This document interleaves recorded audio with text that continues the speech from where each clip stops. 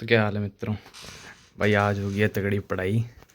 मतलब आज मैं लगभग 8 से 10 घंटे पढ़ा हूँ। जब से रात को वीडियो बनाई थी उसके बाद मैंने जो रोटेशन का जितना किया था उसके आगे मैंने कंटिन्यू किया था। आज मेरा ग्रेविटेशन का मतलब 4.5 घंटे लगा लो इसको करने में, मुझे 6 घंटे करीब लगे होंगे। कल रात से जब मैंने अपना वीडियो बनाई थी उसके बाद उसमें मैंने 4 पेज दिखाए थे, ये कि मेरे 4 पेज भरे हैं सिर्फ।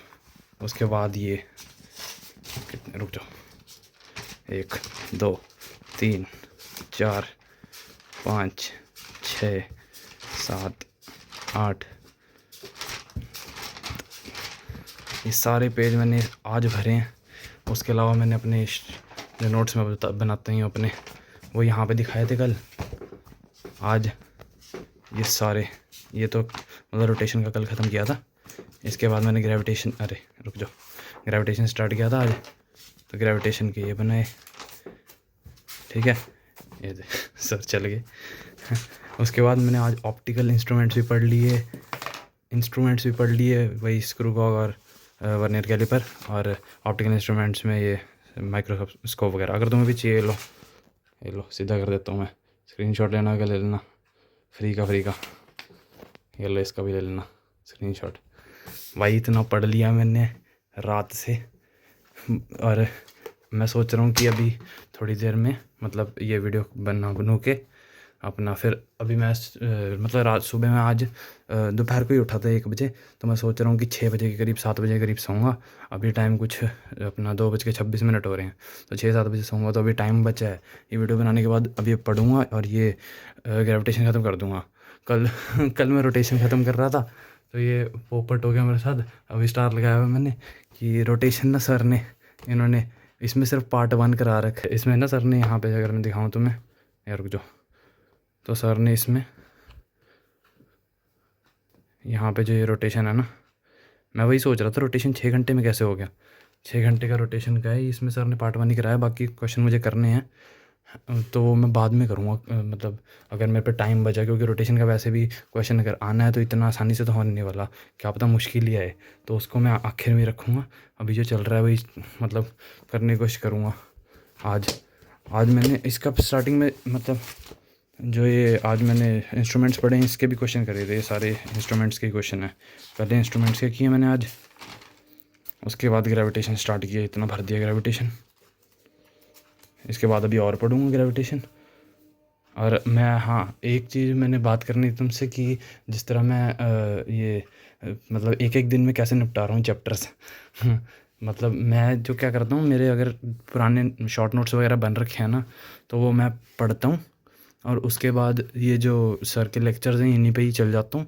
सर पहले हर एक, ये सारी प्लेलिस्ट ही है इनकी पूरी, हर एक लेक्चर में सर मतलब क्वेश्चंस जिस टाइप के भी क्वेश्चन हो उसके कराने से पहले सर ना सारे कॉन्सेप्ट बताते हैं। सर ने सारे डिस्टिंग्विश कर रखे होते हैं कि ये इस टाइप के सवाल है, इस टाइप के सवाल है, इस टाइप के सवाल हैं, उनका ना अलग से एक पार्ट बना रखा होता है।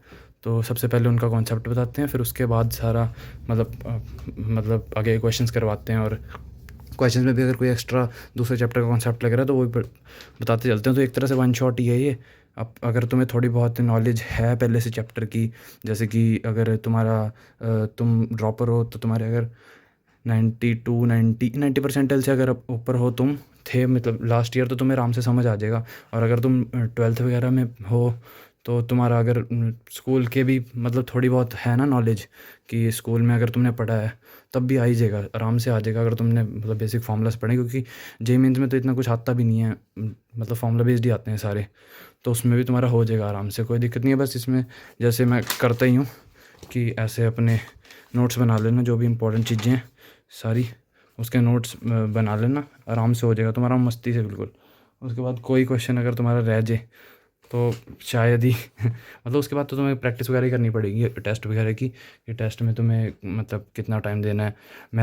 मैं जो देता था अपना केमिस्ट्री में मैं 30 मिनट्स देता था, मैं फ़िज़िक्स को 45 मिनट्स देता था, और मैथ्स के लिए मैं 1.5 घंटा रखता था। पर मैथ्स मेरे को आती नहीं होती थी, इसलिए मैं वो कर के फ़िज़िक्स केमिस्ट्री करके मैथ्स पे जब जाता था 10-15 मिनट 20 मिनट में जो होता था मेरे से क्वेश्चन वो हो जाता था। उसके बाद मैं मतलब छोड़ देता था बाकी, और दोबारा फ़िज़िक्स केमिस्ट्री पे आ जाता था।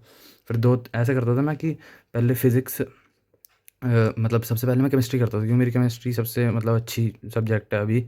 98 परसेंटाइल आई थी मेरी दोनों ही शिफ्ट्स में लास्ट ईयर। तो सबसे पहले केमिस्ट्री करता था, 30 मिनट में केमिस्ट्री पूरी जितनी हो सकती है उतनी कर लेता था। और उसके बाद मैं चल जाता फिज़िक्स पे। फिज़िक्स जितनी हो सकती थी उतनी करता था। उसके बाद मैं जाता था मैथ्स पे।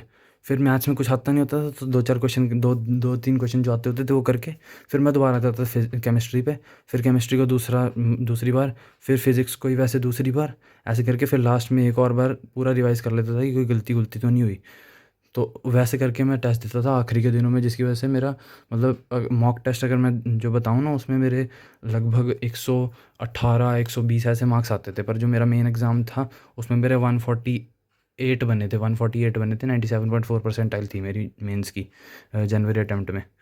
उसके ही बेसिस पे बने थे कि मैंने लास्ट में जो अपना टाइम मैनेजमेंट वगैरह का किया था सीन कि मतलब टाइम अच्छी तरीके से। पर वहाँ पे पेपर में टाइम मैनेजमेंट होता भी नहीं है ना वहाँ पे। फिज़िक्स में 45 मिनट्स सोच के चल रहा था, 50 या मतलब लगा लो 55-60 मिनट्स लग गए थे मुझे वहाँ पे, क्योंकि वहाँ पे एक पैनिक सा भी मचा होता है। उसके बाद एक टीचर आ गया था मेरा बीच में, हैं वो जो अपना मतलब साइन वगैरह नहीं लेते पेपर पे, वो सारी चीज़ें करने। तो वो आके मुझे बोलता है ये भर दो, यहाँ साइन कर दो। उतने में मैंने ना एक क्वेश्चन मार्क कर रखा था, यही अपना क्या कहते हैं यूनिट मेजरमेंट का क्वेश्चन था, जिसमें वो नहीं होता कि मल्टीप्लाई करके सिग्निफिकेंट डिजिट्स तक, ये वाला ऐसे मल्टीप्लिकेशन में जैसा होता है कि मल्टीप्लाई करके सिग्निफिकेंट डिजिट्स तक बताओ कि क्या है। तो उसमें मेरे से गलती से सिलेक्ट हो रखा था, फिर मैंने सेव एंड नेक्स्ट कर दिया गलती से, तो उसका -1 आ गया मेरा एक ऐसे करके। वहाँ पे मैं फिर घर आके इतना परेशान हुआ ना कि साला एक एक मार्क्स और आ जाता मेरे को, शायद कोई कॉलेज मिल जाता। मतलब इतना तो क्या ही था, मिलता तो नहीं, पर फिर भी एक ऐसे किसी और की वजह से मतलब मार्क्स जाते तो बुरा लगता ना। वैसा ही। तो अभी तक तो भाई यही है जितना है। अभी मैं इसके आज मेरा अगर ग्रेविटेशन ख़त्म हो गया तो ये मतलब ये है ना ग्रेविटेशन, तो मैं कल शायद मैकेनिकल प्रॉपर्टीज़ और फ्लूइड, क्योंकि ये दोनों ही मतलब ये 5 घंटे का और ये 4 घंटे का लेक्चर है, ये दोनों कर लूँगा अगर बाकी मैं देख लूँगा अगर मेरा कुछ और भी हो प्लान, क्योंकि मेरे को यूनिट मेजरमेंट भी करना है ये, क्योंकि मेरे को 17 तारीख तक तो ख़त्म करना ही है। मैंने 15 तक का सोचा था, आज 15 ही हो गई है। मतलब आज 3 दिन है मेरे पास, तो मुझे अभी 1 2 3 4 5 6 7 8 चैप्टर करने हैं। तो मुझे लगभग 2 से 3 चैप्टर करने हैं, 2-2 चैप्टर तो मिनिमम होने ही चाहिए दिन में।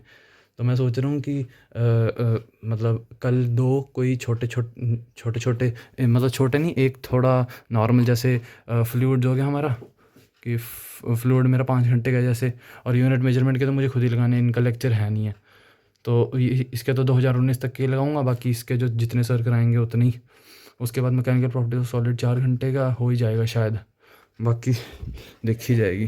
बाकी अभी तक तो इतना ही है जितना पड़ा था।